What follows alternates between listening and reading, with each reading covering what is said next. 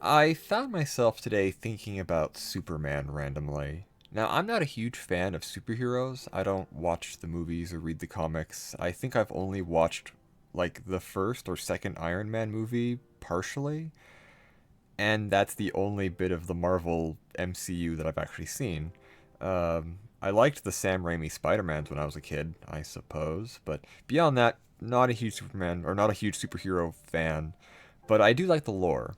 I read them a lot. I read through the wikis. I learn stuff. I like settings and background and stories. So I know a fair bit about all the various superheroes, and I was just thinking randomly about Superman and like the logistics of how he operates and what he operates on beyond good intentions because Clark Kent or Kal-El is just a very nice person. But beyond that, it's like how he can fly, he can shoot lasers from his eyes, he can do the laser or the cold ice breath, he can turn the planet back and result in time going back. He can do all kinds of stuff, and it all seems to be like whatever is needed for the plot. And literally everything he does requires ungodly amounts of energy. And there's there's a lot of issues with that because when you utilize and expend a lot of energy, there's going to be a lot of waste, like a lot of waste heat.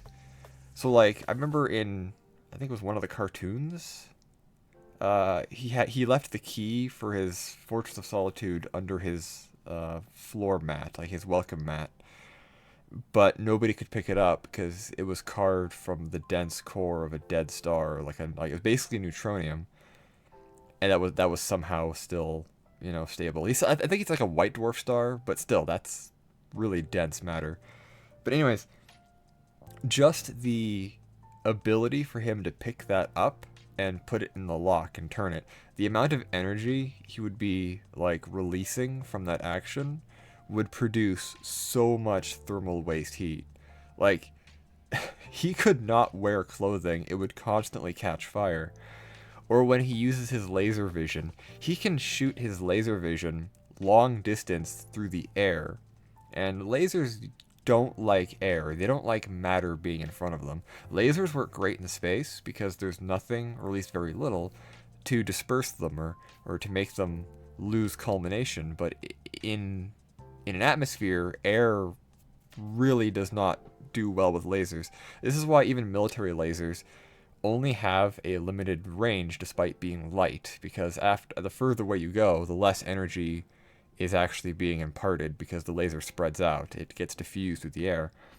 But Superman can just shoot those laser eyes long distance through air and it'll melt things, it'll burn things, it'll make things explode, which means that his eyes are producing like gigawatts or terawatts of laser energy, like just to do that, which means that there's going to be a ton of thermal energy being dumped out of his head every time he does that.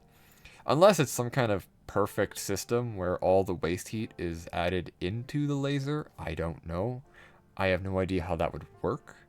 But point being, in a realistic setting, if somebody, let's say Lois Lane, yes, imagine she got him a suit, and Clark was like, "I'll wear this suit," because he's a nice guy. So he puts it on, and he's wearing his polyester blend suit, and then something happens, and he has to covertly use his laser vision to stop a robbery in progress or whatever. The minute he does that, his suit would just burst into flames and fall off him, and then you'd have a remarkably muscular man standing there naked in the street with his glasses melting on his face. But that doesn't happen, obviously. So I'm just like, where is he getting all of this energy, and how is he utilizing it in a way that doesn't have any waste? Like, there's no waste heat, there's no waste thermals. So Superman isn't clearly burning himself up while using his laser vision or lifting things. Or when he flies faster than the speed of sound, there's going to be compression shock heating there. Like he's going to be having shock waves of like basically plasma in front of him from the air compressing and heating up and dissociating. and he's fine. Now, I know his super suit is canonically made from the fabric that he was found in when he crashed on Earth. So it's Kryptonian fabric. Whatever that means, that might mean it's good. But at the same point, the Kryptonians didn't have superpowers. Like, they don't. He only has superpowers because he's on Earth, which is around our sun, the yellow G-type star, whereas Krypton was around a red sun, which was either a red dwarf or a red giant, depending on what source you went with. So the Kryptonians didn't have magic abilities on their homeworld, which means their textiles wouldn't have to account for that.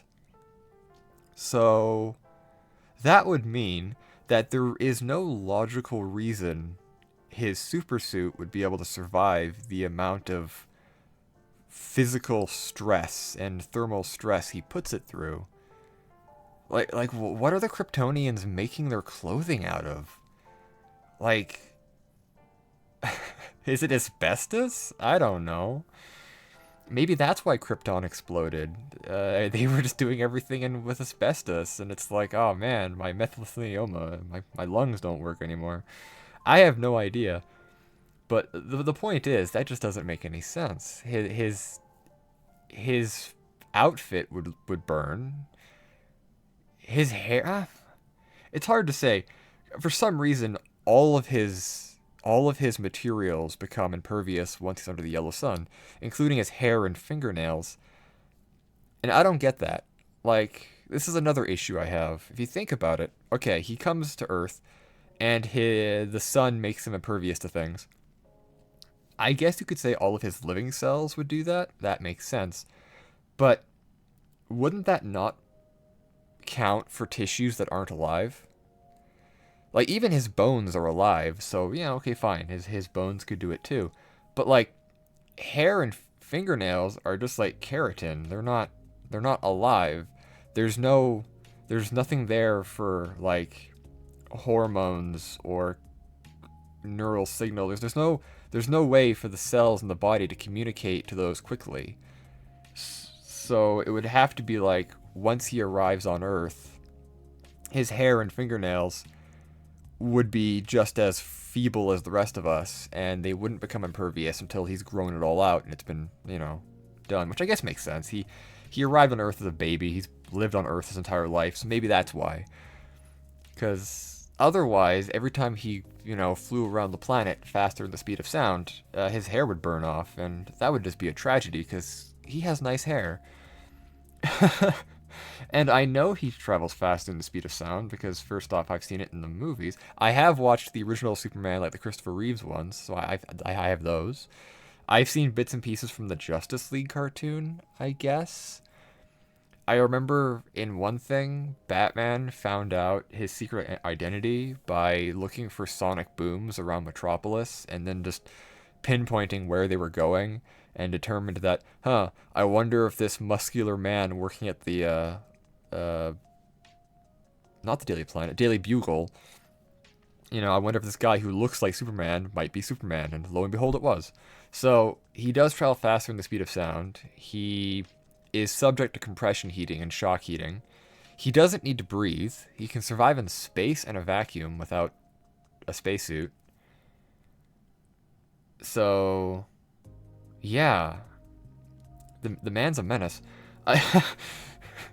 And this also comes down to, where is he getting the energy? It's like, oh, he's getting it from the sun. And it's like, okay, how does that work?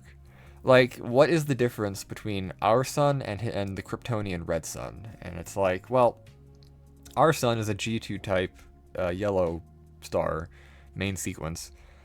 And the Kryptonian sun, depending on who you talk to, was either a red dwarf or a red giant, which means it was either an M dwarf or a non-main sequence star nearing the end of its life. Okay, that works.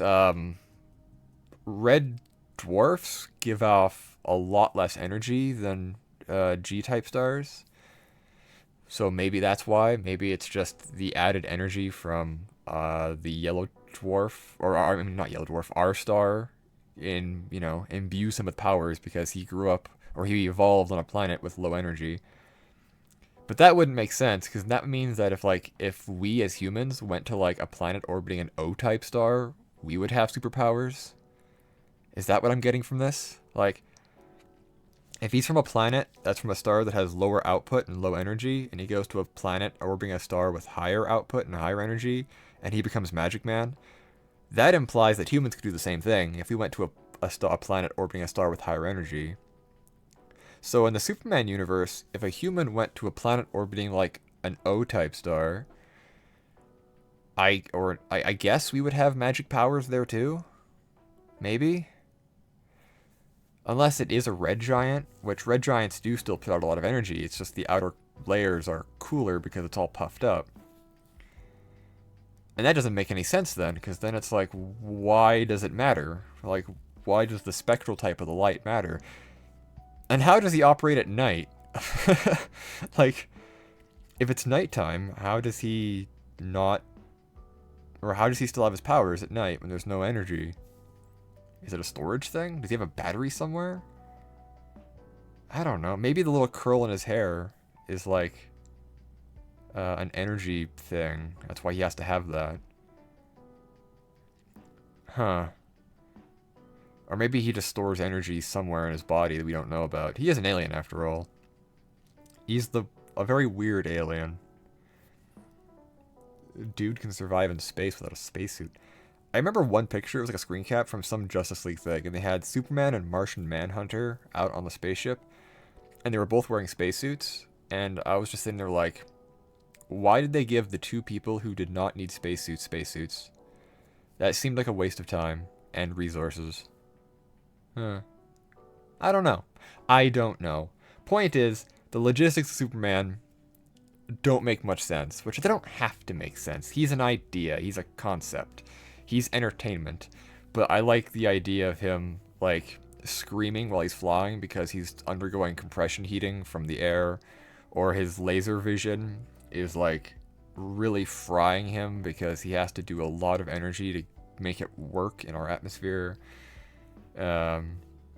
His insane feats of strength, like, maybe he's outside of our dimension. Maybe he's in, like, some kind of slightly higher plane of existence that he still exists in our existence, but like he's physically here, but he's also physically there, and that just means that he's just like kind of outside it all. I don't know. This video is weird. I was just thinking about it, and I was like, you know what? I just want to do a freeform thing where I talk about it and nothing else, because I have questions. I might do more like this, where I just try to figure something out. It's kind of fun. Well, thank you all for watching. I hope you enjoyed. I might talk about other superheroes too, because there's some interesting ones out there. Spider-Man's an interesting one. How does he work?